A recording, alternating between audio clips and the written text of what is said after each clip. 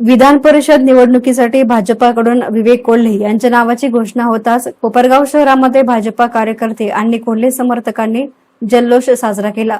ढोल ताशांच्या गजरात मिठाई वाटप आणि फटाक्यांची आतषबाजी करण्यात आली। या प्रसंगी अनेक कार्यकर्त्यांच्या डोळ्यातून आनंदाश्रूही पाहावयास मिळाले।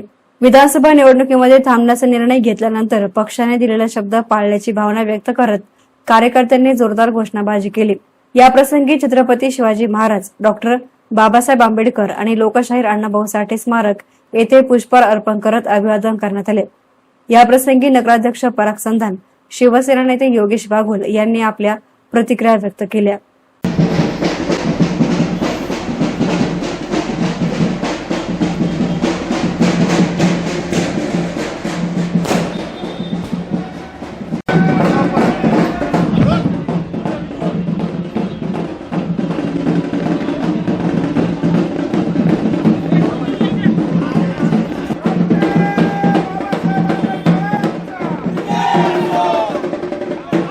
काय पहिली प्रतिक्रिया आहे, काय सांगाल? प्रथमतः आदरणीय शंकररावजी कोल्हे साहेबांना विनम्र अभिवादन करतो।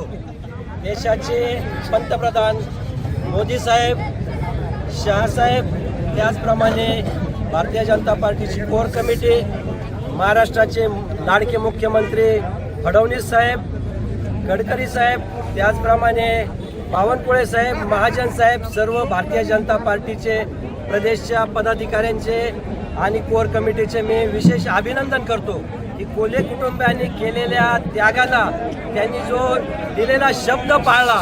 कारण भारतीय जनता पार्टी हा दिलेला शब्द पाळणारी पार्टी आहे आणि म्हणून मी सर्व भारतीय जनता पार्टीच्या पदाधिकाऱ्यांचे, तालुका असेल, जिल्हा असेल, पालकमंत्री असेल, सगळ्यांचेच मी विशेष आभार मानतो की त्यांनी आज कोल्हे कुटुंबियाला न्याय दिला। त्याबद्दल सर्व नागरिकांच्या वतीने मी त्यांचे आभार मानतो आणि पुन्हा एकदा विवेक भैया कोल्हे यांना भावी वाटचाली सर्व नागरिकांच्या आणि सर्व भारतीय जनता पार्टी, शिवसेना या सर्व RPI यांच्या वतीने मी त्यांच्या भावी वाटचालीस खूप खूप शुभेच्छा देतो। गेल्या 6 महिन्यात जी तालुक्यात परिवर्तनाची लाट चालू झाली, ती परिवर्तनाची लाट पुन्हा एकदा विवेक भैयांच्या आमदारकीच्या रूपाने पुन्हा एकदा ते सिद्ध झालं आहे की कोल्हे कुटुंबियाचं तालुक्यावर वर्चस्व आहे आणि जनतेसाठी काम करणारं कुटुंब आहे। म्हणून भारतीय जनता पार्टीने त्याची जाण ठेवून विवेक भाईंना जी उमेदवारी दिली त्याबद्दल मी पुन्हा एकदा परत सर्वांचे आभार मानतो। जय हिंद, जय महाराष्ट्र, जय शिवराय। कोपरगावच्या तालुक्याच्या जनतेचा अतिशय मनापासून आनंदाचा दिवस आहे, कारण गेले 7-8 महिन्यापासून आपल्या तालुक्याचं जे खंबीर नेतृत्व आहे, आदरणीय विवेक भैया कोल्हे प्रतिष्ठित होते, परंतु खऱ्या अर्थानं भारतीय जनता पार्टीच्या सर्व वरिष्ठांनी त्यांच्या कार्याची दखल घेतली आणि सगळ्यात महत्त्वाचं जो काम करतो त्याला न्याय मिळतो। आज या कोपरगाव तालुक्याच्या जनतेला कळालेलं आहे 24 कॅरेटचे सोनं काय ही खऱ्या अर्थाने कोपरगावच्या जनतेला कळालेलं आहे आणि आता विकास कसा असतो हे कोपरगाव तालुक्यातील जनतेला आणि शहरातील जनतेला विवेक भैयाच्या रूपानं दिसण्यात येणार आणि या मोठ्या आनंदानं आजचा हा ट्रायलचा दिवस आहे। आम्ही खरी झाकी 2 दिवसानंतर कोपरगाव शहराला दाखवणार आहोत आणि म्हणून आमदार विवेक भैया कोल्हे यांना नवीन वाटचालीसाठी कोपरगाव शहर, शिवसेना, भारतीय जनता पार्टी आणि रिपब्लिकन पक्षाच्या वतीनं खूप खूप शुभेच्छा देतो। जय हिंद, जय महाराष्ट्र। 2026च्या विधान परिषदेच्या निवडणुकीसाठी भारतीय जनता पक्षाने तालुक्याचे युवक नेते माननीय विवेक भैया कोल्हे यांचं पहिल्या यादीत नाव आलेलं आहे, त्याबद्दल मी सर्वप्रथम माननीय विवेक भैया कोल्हे यांचं अभिनंदन करतो। एसएन मीडियासाठी प्रतिनिधी युसुफ रंगेज, कोपरगाव। 2024च्या निवडणुकीत पक्षाची अडचण होऊ नये म्हणून माननीय मुख्यमंत्री, तत्कालीन उपमुख्यमंत्री देवेंद्र फडणवीस साहेबांनी माननीय विवेक भैया कोल्हे, प्रथम महिला आमदार स्नेहलताताई कोल्हे यांना विनंती केली का युतीच्या सरकारमध्ये एक आमदार महत्वाचा आहे, भारतीय महायुतीचं सरकार आणायचं आहे। मग तुम्ही जर निवडणूक लढले जर इथं महायुतीचा आमदार पडला तर ते पक्षाच्या दृष्टीने आणि सरकार आणण्याच्या दृष्टीने घातक ठरेल आणि त्या विनंतीला माननीय विवेक भैया कोल्हे, प्रथम महिला आमदार स्नेहलताताई कोल्हे यांनी मान दिला।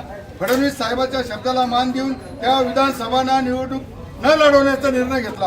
1972 पासून जर इतिहास पाहिला या तालुक्याचा, सर्वप्रथम 72 साली स्वर्गीय शंकरराव कोल्हेंनी निवडणूक लढवली होती, तेव्हापासून तर आजपर्यंत पहिल्यांदा असं घडलं होतं का 2024ला कोल्हे घराण्यातली व्यक्ती या निवडणूक विधानसभेच्या निवडणूक मैदानात नव्हती.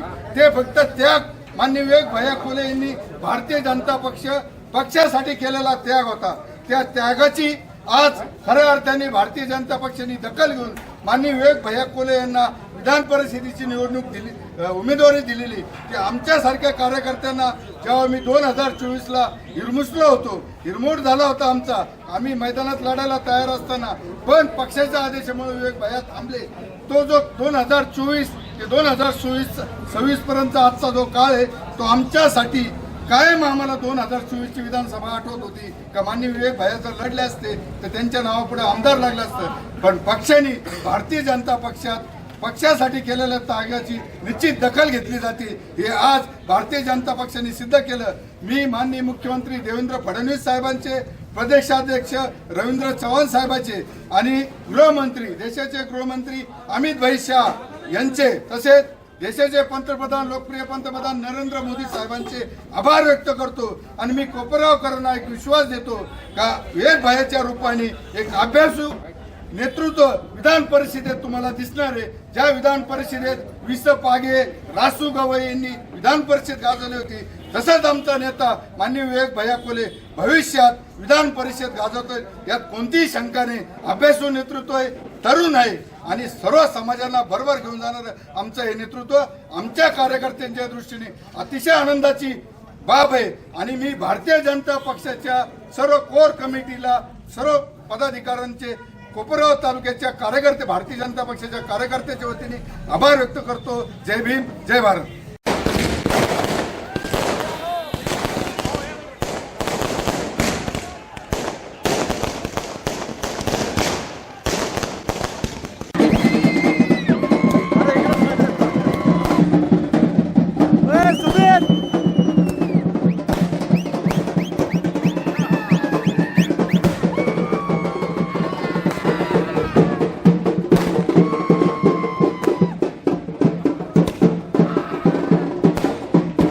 एसएन मीडियासाठी प्रतिनिधी युसुफ रंगरेज, कोपरगाव.